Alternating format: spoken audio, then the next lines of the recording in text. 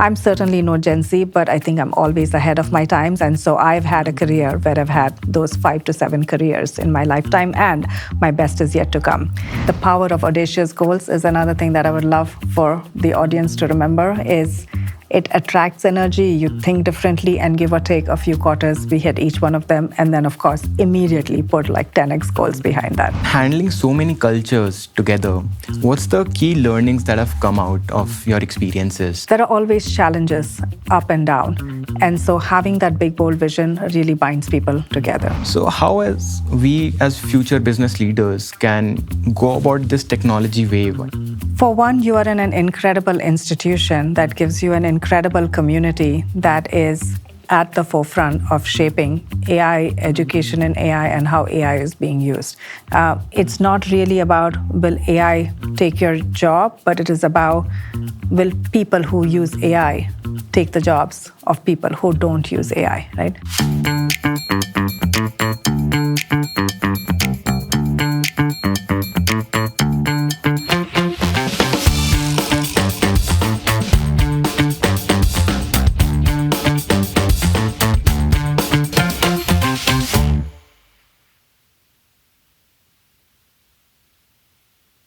Hello, and welcome to today's episode of Leaders Unplugged.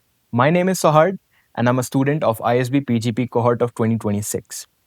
Today, we have a very special guest joining us. She's an engineer turned product leader, turned investor, turned entrepreneur.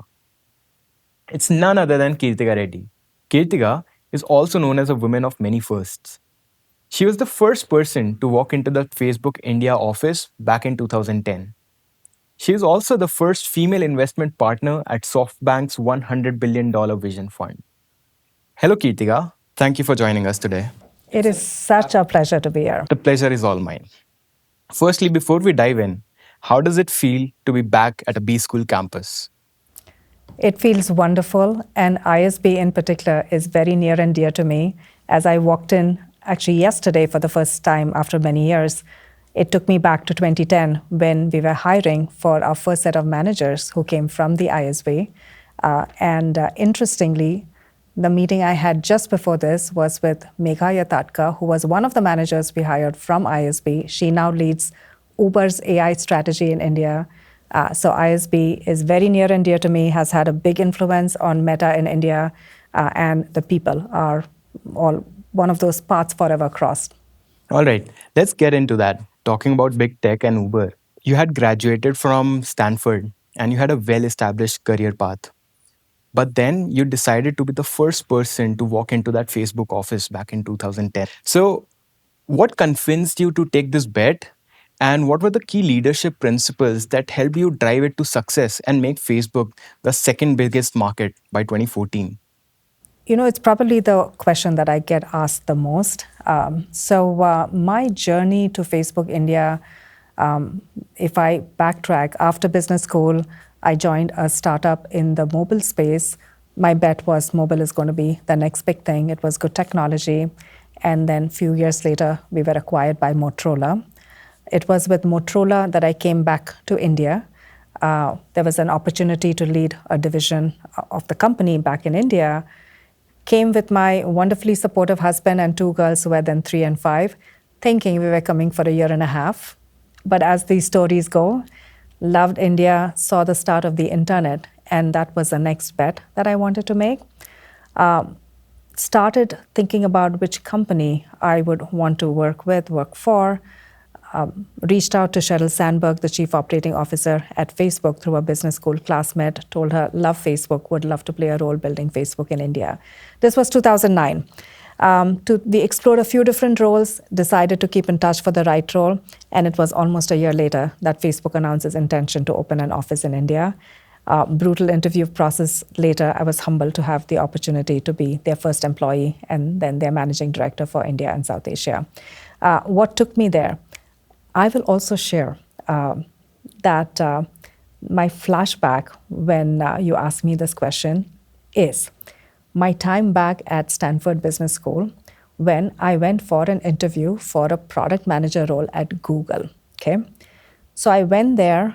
This was pre-IPO, and I walked out of the office saying, how big can a search engine really be?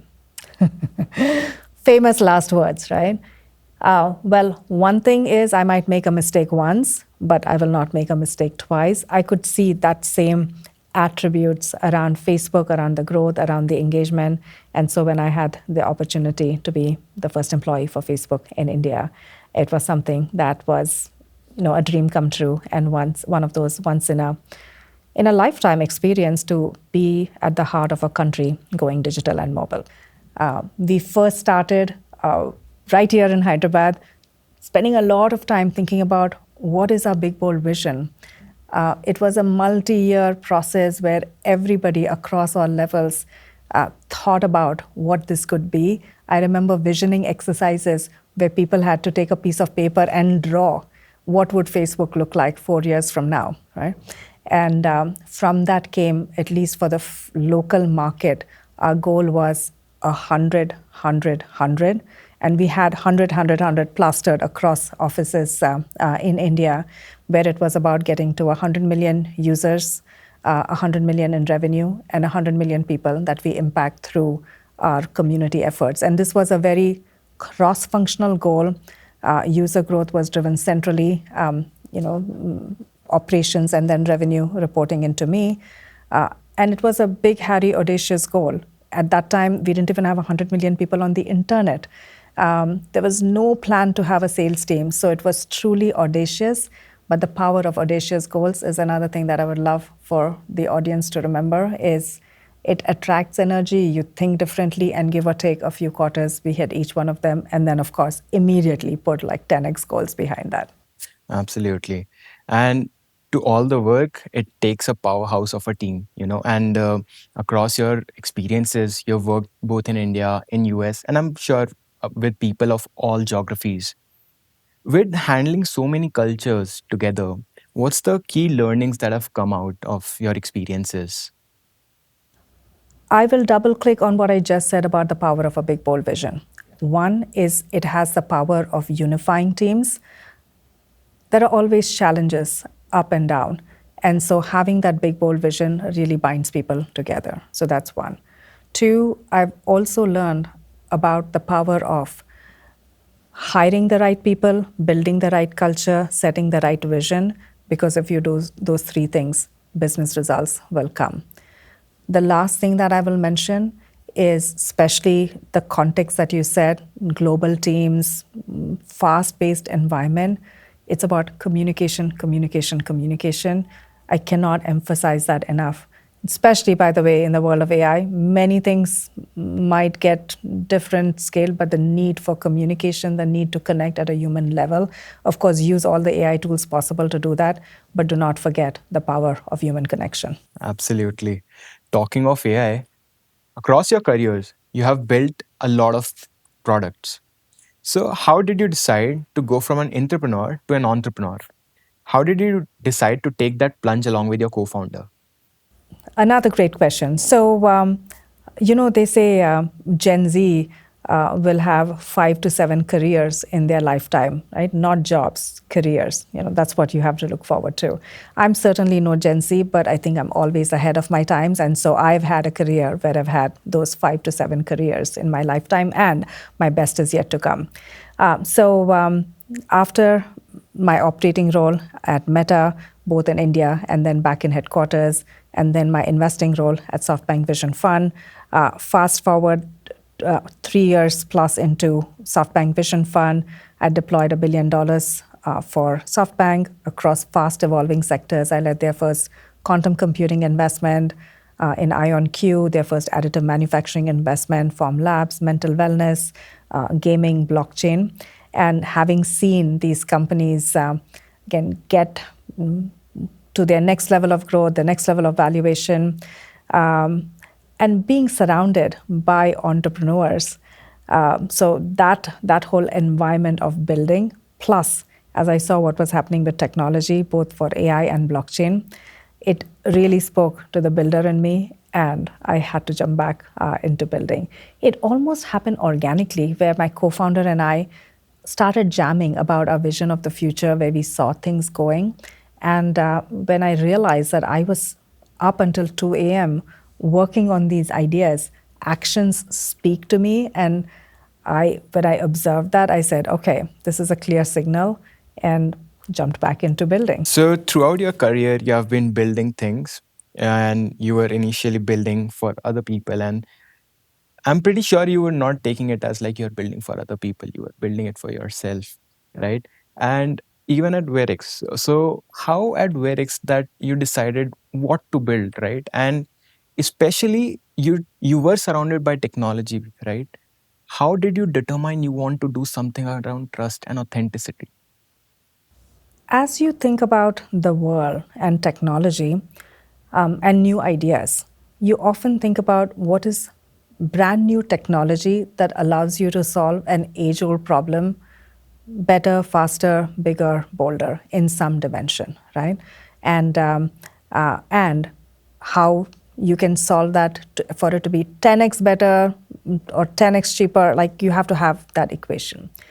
So when we jumped in, my co-founder Saurabh Doshi is someone who I had known from the Facebook days, ran the creator economy for Facebook for Asia Pacific. We were in particular looking at where blockchain technology was going and marrying that with the gap in creator monetization that we saw. So that was where we started. What we very quickly saw with the tailwind of AI, that the pull was from enterprises who wanted more authentication, more verification. Is this real? Is a $1 trillion question in the age of AI. It's going to be applied, whether it's for contents, whether it is in the area that we focus on, which is around future of work, skills, micro learning, and the like, or product related authentication, just a whole bunch of different areas. Is this real? Is going to be the $1 trillion opportunity. So then came our pivot, as all entrepreneurs go through that journey. And then it was in Q3 of last year that we said we're going to change to be a B2B2C company. So that was our origin story. And then seeing where we were solving the biggest problem and the biggest need. And today we serve the likes of Stanford, the likes of Netflix, UNICEF. Delighted to be rolling out with Meta, with PepsiCo, and so really feel humble to have the opportunity to serve as a trust technology in all of these different areas. I'm sure you have to find your path along the way, So pivot is every entrepreneur's kind of halfway point, I'd say, or the pivoting point before their success. So talking about is it real, right? Yeah. Um, it's a very, as you said, $1 trillion question, I would say, and there are a lot of spreads of deep fakes around, and also that there's a level of eroding trust in the society. So getting to that point, you said at Facebook you were looking where what 4 years ahead would look like. What do you think is 4 year ahead for Verix? Or I mean, and before we get into that, why did you rename from virtualness? As we moved from the B2B moved to the B2B2C space, virtualness was a very consumer creator kind of a name and a brand. And so we had to move to something that was more B2B2C. And so Verix is short for verification.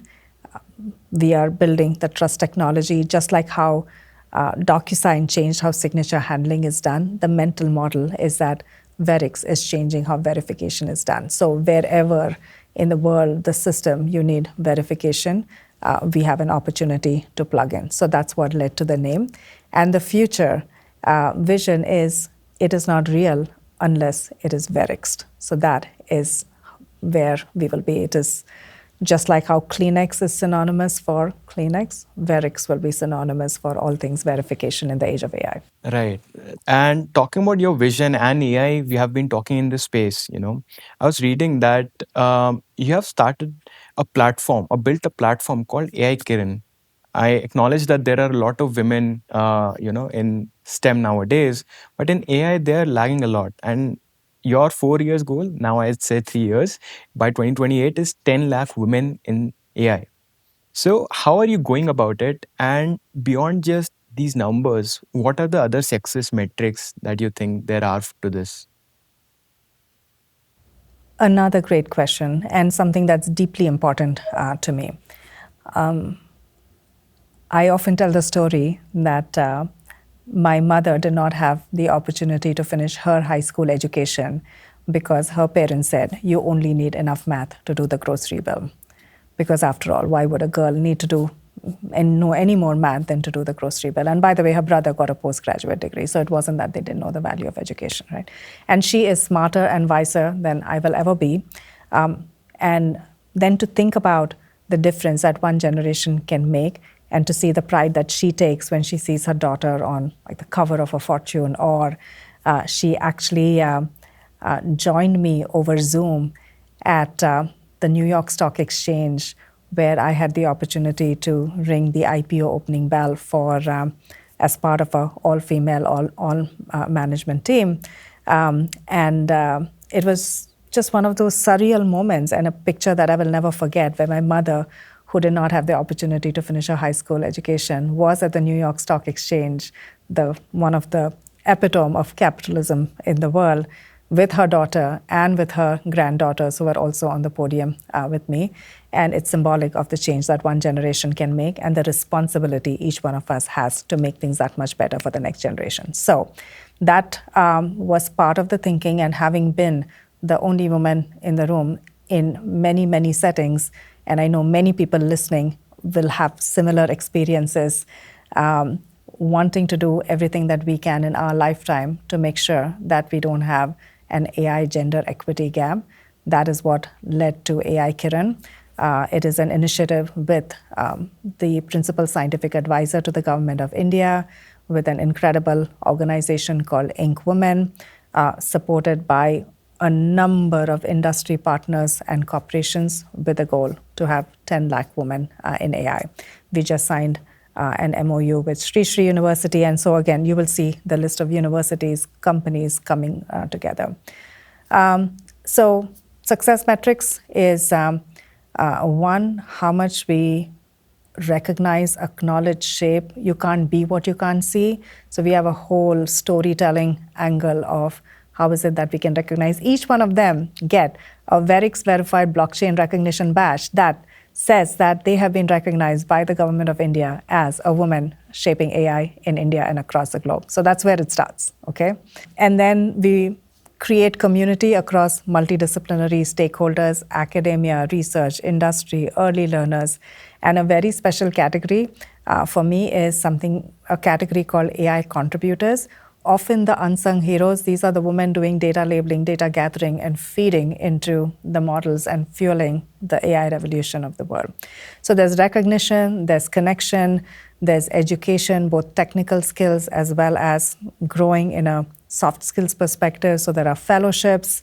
And lastly, a whole bunch of effort on policy side as well. And how is it that we can shape policy in order to grow this community? Absolutely. You're doing quite a lot of good things, and I'm sure millions of women look forward to your vision and take you as an inspiration. And we have been talking a lot about AI and building in AI, building products in AI. So how as we as future business leaders can go about this technology wave, an AI wave? And it makes sense because you are in that wave and we are just kind of the users or consumers today, and you are building. How we can go about this wave? For one, you are in an incredible institution that gives you an incredible community that is at the forefront of shaping AI education and AI and how AI is being used. So the first thing I'd say is that there is so much resources here at the ISB and across the world. AI has almost democratized that access to information. Right? And as they say, it's not really about will AI take your job, but it is about will people who use AI take the jobs of people who don't use AI, right? So market share is won and lost at times of disruption. You want to make sure that you're on the winning side. What does that mean? Be early adopters, right? Like lean in, do not be left behind. That probably is one of the biggest messages throughout. Lean in into new technology, because if you don't, it just takes a very long time for you to catch up. And if it feels overwhelming, know that it feels overwhelming for everybody. Even for myself as a technologist, it can feel overwhelming. The amount of change can feel overwhelming.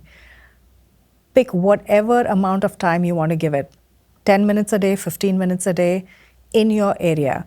If you are working on supply chain, just go read up about what's happening in that. If it's about medicine, if you are an executive coach, nothing will beat jumping into it. As they say, the practice of anything will get you much further than the pursuit of anything. So stop thinking about things, and even small actions is going to add up to get you ahead of it. So just jump in, take advantage of the community around you, take advantage of the entire set of AI tools that will help you get there, and be at the winning side of this market disruption. Before we close out, I would like to get to know your top of your mind thoughts, and we'll do a rapid fire thing. Right? Are you ready for it? Yes. I'll keep it rapid. You try to make it a bit fire. Okay. Right? All right. What's the one defining highlight of your career? Having children, because that makes me reflect more deeply on the world that we are leaving behind for our children. Very interesting. If you could rewrite one chapter of your life, it could be personal or professional, what would that be? You know, I live life with no regrets. And so I have appreciated every single chapter of my life. And I feel that my best chapter is yet to come. Awesome. All right. So you're the woman of many firsts, right? And you are known to make big bets early on. So what's the next big bet you're looking forward to?